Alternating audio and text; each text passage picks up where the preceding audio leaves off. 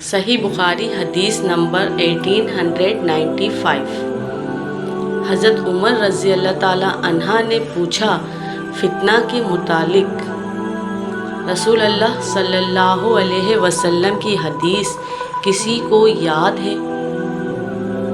حذیفہ رضی اللہ تعالی عنہ نے بیان کیا کہ میں نے سنا ہے آپ صلی اللہ علیہ وسلم نے فرمایا تھا کہ انسان کے لیے اس کے بال بچے، اس کا مال اور اس کے پڑوسی فتنہ، آزمائش و امتحان ہے، جس کا کفارہ نماز، روزہ اور صدقہ بن جاتا ہے۔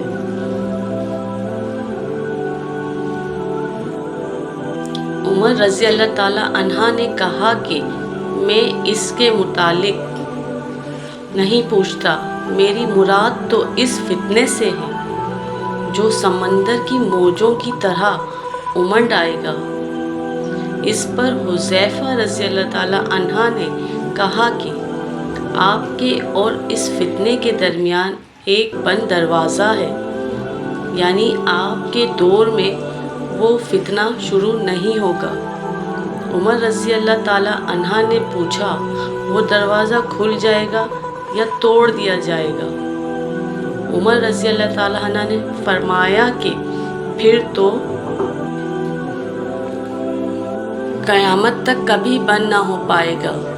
ہم نے مسروق سے کہا آپ حذیفہ رضی اللہ تعالی عنہ سے پوچھئے کہ کیا عمر رضی اللہ تعالی عنہ کو معلوم تھا کہ وہ دروازہ کون ہے؟ چنانچہ مسروق نے پوچھا تو آپ رضی اللہ تعالی عنہ نے فرمایا ہاں،